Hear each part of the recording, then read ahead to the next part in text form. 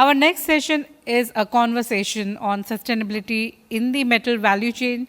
Joining us is Mr. Gaurav Sarup, Director, ESG, Carbon and Social Performance, Vedanta Resources Limited.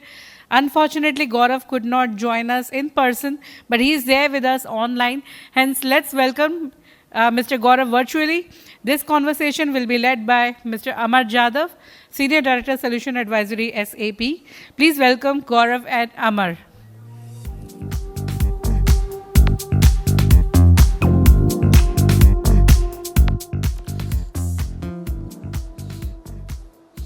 Okay, so the topic for my session is sustainability. And first of all, thank you very much for staying till the end.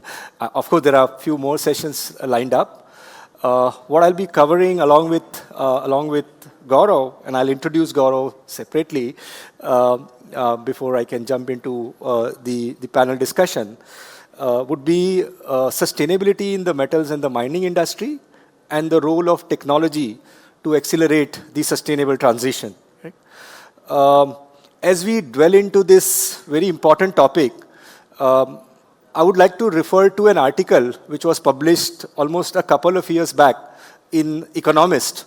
Maybe some of you are already a subscriber of Economist, where it talks about ESG should be boiled down to only one single measure, and that is emissions. Correct? It's a slightly controversial statement, but maybe once you read that article, you will understand. What it further adds is, while ESG definitely is an important, I would say, aspects of the business, and it has now become an important aspect of the business, but then it sometimes it also creates kind of a conflicting situation where there are goals which are conflicting, or even it limits certain coherence in the decision making. Right? And that's where that article then concludes that if you only focus on E, which is an emission part of the ESG, that itself can help bring clarity as well as provide insightful information for firms, for regulators, as well as for investors. Correct? The other thing is that we are not saying that, and the article, of course, doesn't say that you just focus on E and just leave social and governance apart, but it also says that by focusing on E, indirectly it can also influence social and governance. Correct? How, for an example, typically when environmental efforts are being run in the organization, it always looks for or involves improving the working condition, health and safety standard, and thus, benefiting, employee as well as the community.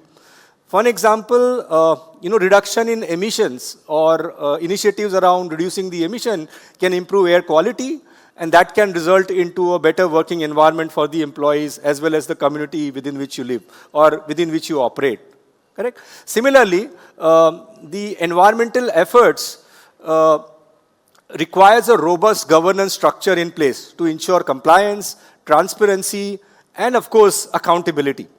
And by having for implementing the environmental policy, the organizations have to put certain processes in place. They need to define the guidelines, they need to monitor the performance, as well as they have to report the progress. Correct? So thus, indirectly, just by focusing on E, there is a way you can influence indirectly both social and the governance aspect. Correct? So my name is Amar Jadhav, and I'm part of SAP's Sustainability Solution Advisory Team, and I'm joined by Mr. Gaurav Sarup, who is leading the ESG, carbon and social performance at Vedanta Resources Limited. Correct?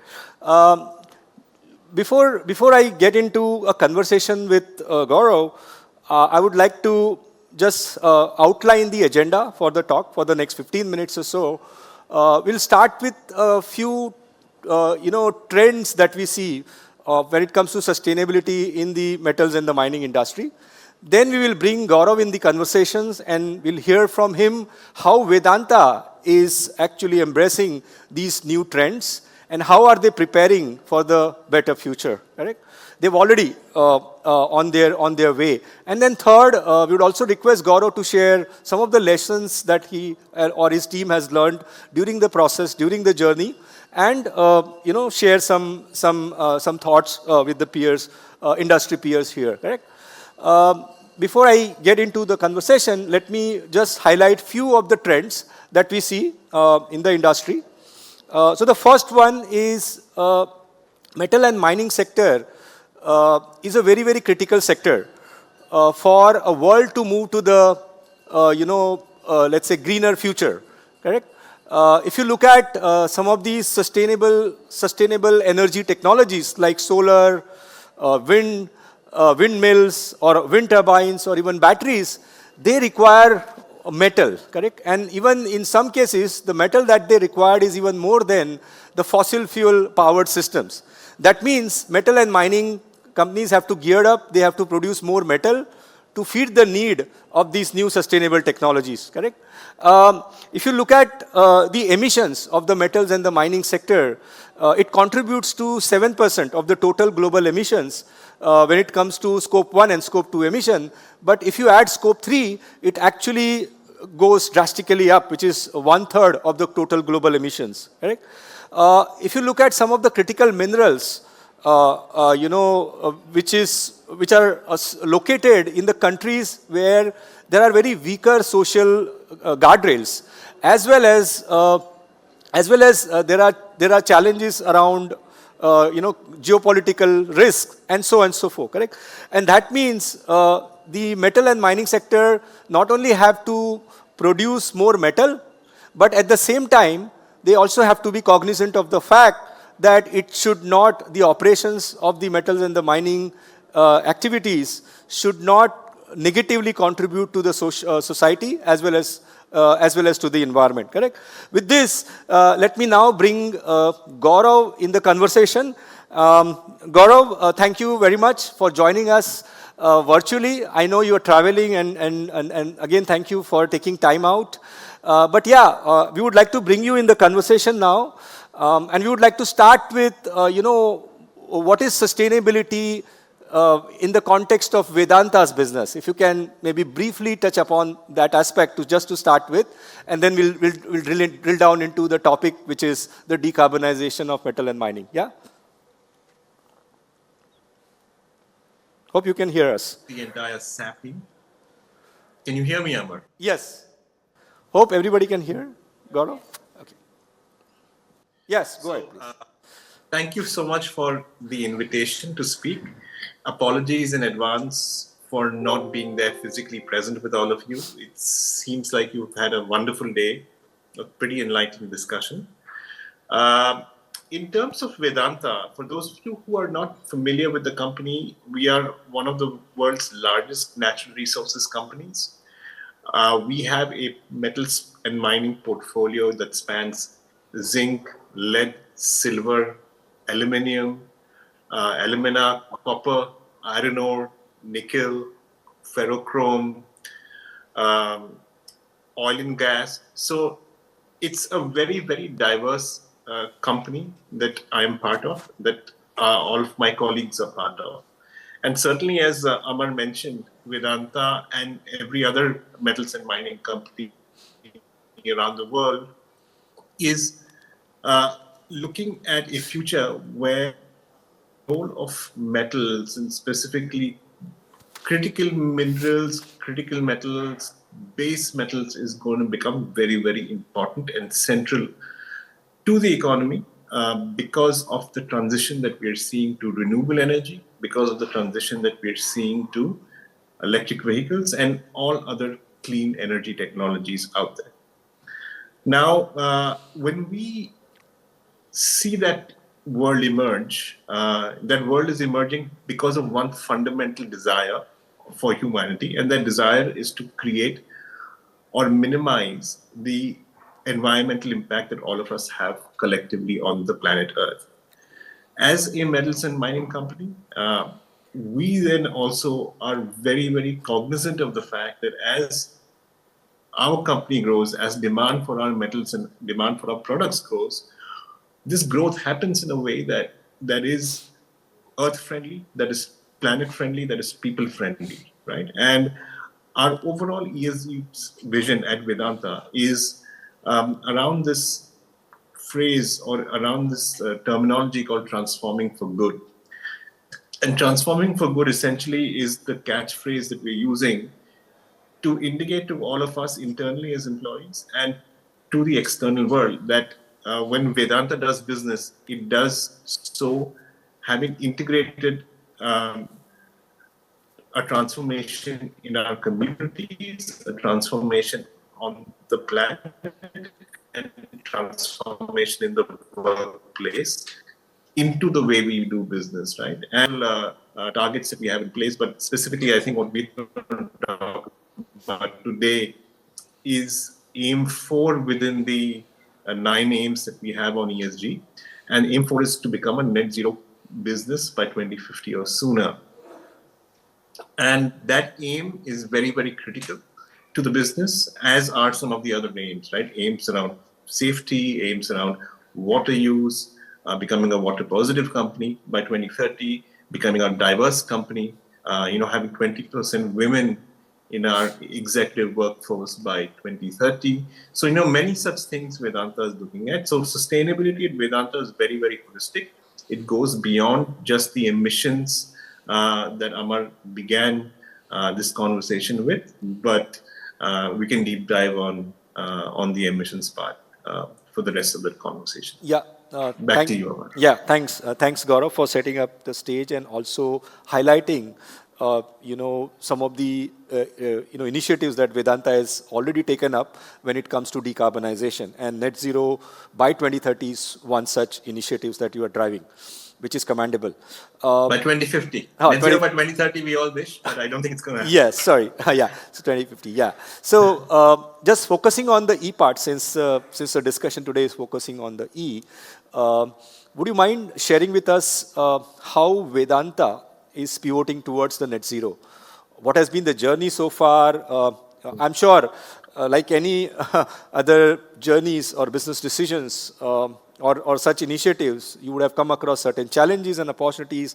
So if you can share with us some of these, key areas that you have learned over the years while running these transformation, that would definitely help. Sure. So I'll set some context around that and through numbers, right? So if I look at Vedanta's overall emissions, scope 1 and scope 2 emissions, that's about 65 million tons of CO2 per year. There's a very phenomenally large volume of CO2 and GHG emissions that we're putting out into the atmosphere. If I add scope 3 emissions, that is roughly around 35 million tons, right? So as you were mentioning, Amar, in your opening speech, about 1/3 of our emissions come from scope 3, Yeah. right? Yeah. Now, scope 3 also is coming, there are about 3,500 odd suppliers that Vedanta has who are responsible for generating these scope 3 emissions. And so a lot of our work as we look to get our scope 3 emissions down will be to work and engage with these suppliers, whether these are OEM partners, whether these are service providers, whether these are manpower contractors, all the entire gamut will help us get those 35 million tons of CO2 down. Yeah.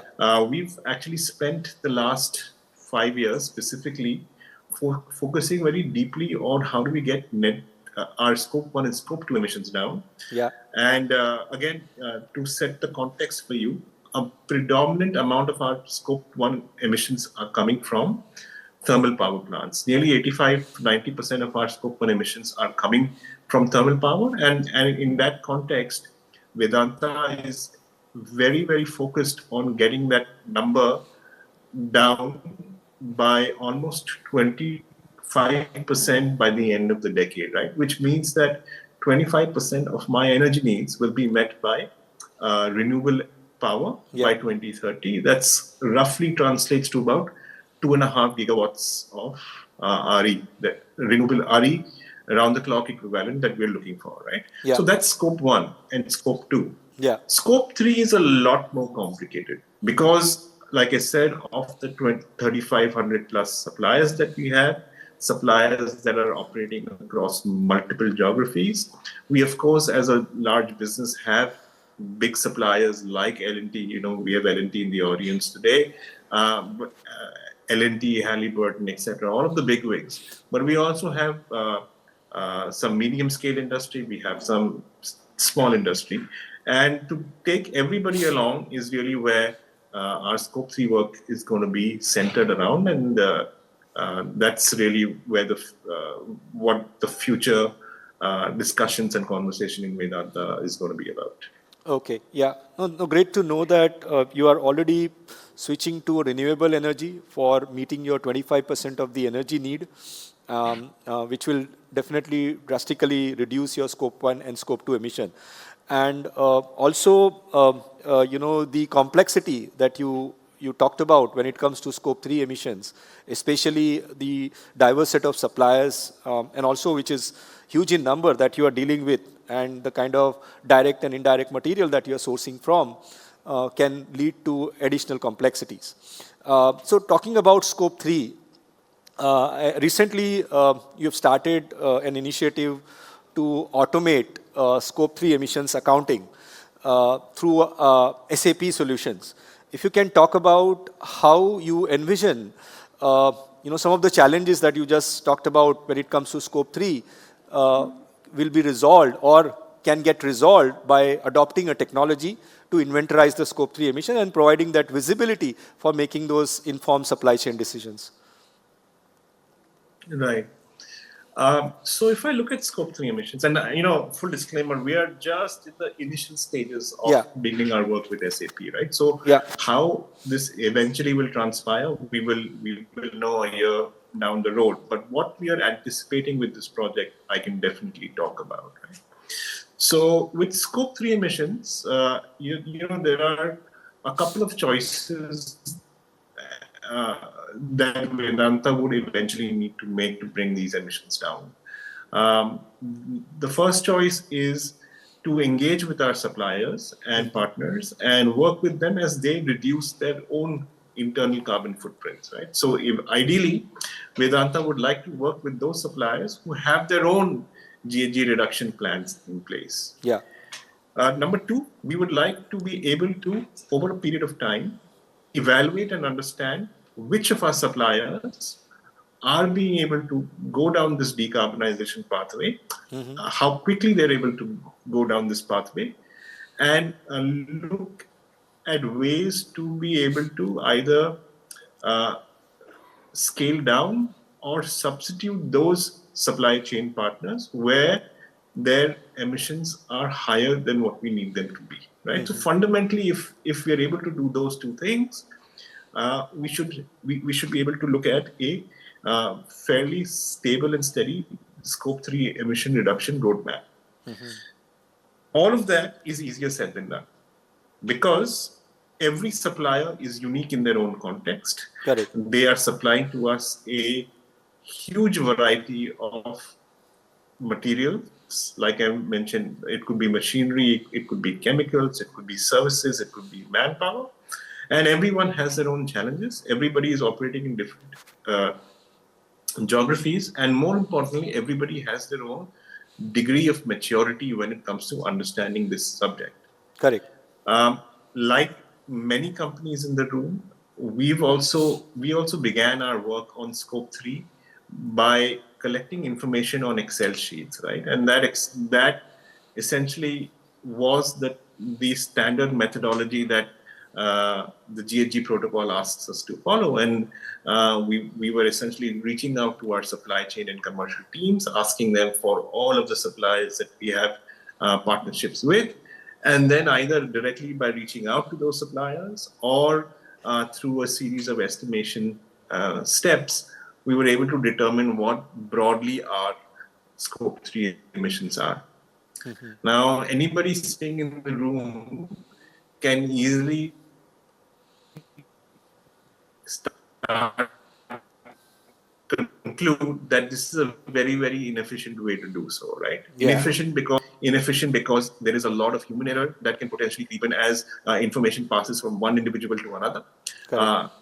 Inefficient because as people or systems change either on our side or on the supplier side, there are errors that could creep in due to changes in, let's say, even simple things like formula. And inefficient because this is still an estimation process, right? Correct. A lot of this work was dependent on seeing the dollar transaction values of the relationship that we have with suppliers. Yeah. And so at the end of the day, what we've ended up with is about we've been able to get estimation of about 80% of our supply chain, or maybe a little bit less than 80%. But it's not 100% data, and it is not by any means 100% accurate, right? Because there's a lot of estimation involved. So when we started thinking about how do we automate this, how do we get to a point where we minimize these inaccuracies, we minimize the inconsistencies, and we take away the dependency on people, and I think the previous speaker from L&T was also talking about that, right? We want to essentially create robust systems. Yeah. In SAP became the natural partner for us. Yeah. Because all of our information already resides on the SAP system, and that's where we want to take this journey using the technology and the connections that SAP offers within its software solution. Ideally, we'll be able to get 100% of our supply chain covered in terms of inventorizing scope 3. Yeah. Oh, great. Thank you, Gaurav. So what I could take away from this section or this particular technology adoption part is you have started with Excel-based inventorization of carbon emission when it comes to scope 3, but then you soon realize that it's error prone, it's manual, a lot of efforts are required even to correct certain errors if you come across, and if you're lucky.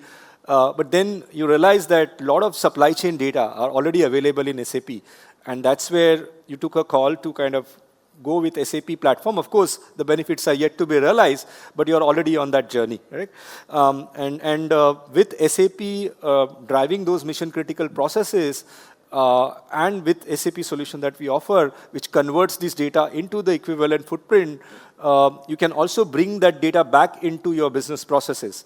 So for an example, a buyer can then not only look at suppliers based on the cost, performance, and the quality, but also based on the carbon emission associated with that particular supply decisions. Correct? So those are some of the advantages. But as we are still in the beginning of the journey, hopefully in maybe next year or so, we'll have this system live and maybe some benefits are realized, and we would like to invite you back to such forum and talk about the kind of value the SAP solution brought to your business, correct? Quickly, we are already on top of the hour, but if you have to share one piece of advice to the peers sitting here on how to start their decarbonization journey if they have not yet started, and if they have started, what kind of challenges that they will come across, and how do you see those can be addressed with the successful initiatives that you are driving at Vedanta? Right?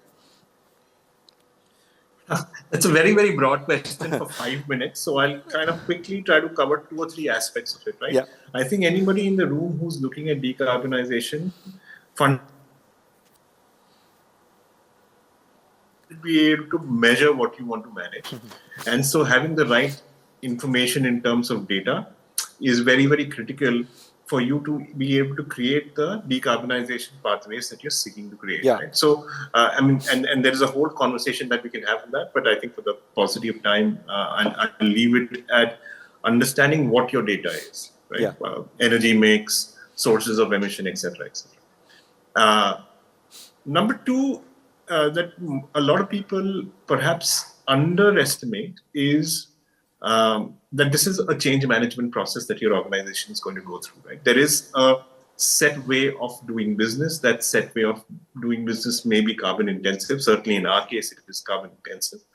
And that means that we already have a CD, we already have our cost profiles set up in order to get power delivery, and energy delivery in the way that we get, right? And so to convince your businesses to move from a black power to a green power, to put it simply, is a very, very large and time-consuming change management process. There are a lot of wins that one can achieve towards the end of the pipeline, but obviously that journey is going to have lots of pushes and pulls.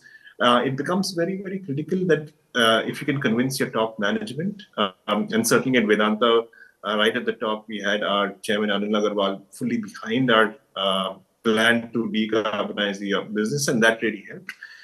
But even with that intent fully behind us, it's no cakewalk, right? And we are still learning many, many things as we try to implement and decarbonize the business. So that's number two. Look at it from a change management perspective. And number three is don't ever underestimate the power of technology here, right? Technology is going to change very, very rapidly. If the technology itself doesn't change, the cost and pricing of that technology will definitely change, as we are seeing with renewable. But also on the other side of things, there's a lot of things that is happening on the IT front, on the AI front, that can help open various pathways that either seemed not to exist even as much as 3 or 5 years ago, or were too costly to think about, right? And so if I look at all of those three pillars, again, I said there's a lot of conversation that we can have on each of those pillars, but broadly look at it in those dimensions. And I think one step at a time, and that decarbonization journey, which is a long vision, starts to become reality for any business. I think that's it. Just I have one more last slide just to conclude this particular talk. Yeah, so like Vedanta, if you want to start your sustainability journey, SAP has a very comprehensive sustainability solution portfolio covering ESG reporting, carbon management, adopting circular economy practices in businesses, and also managing the operational compliance around employee health and safety, supply chain due diligence, and so on and so forth, correct? So with this, maybe I will end this session. I think we are on top of the hour. I'm not sure if you have time for taking any questions. If yes, then we can take 1 or 2 questions. If not, then I'm around. You can always catch hold of me. And thank you, Gaurav, for being with us and sharing all of these insights from your journey towards decarbonization. Thank you very much. Thank you, Amar. Thank you, everybody in the audience. Thank you, Sam. Have a great day.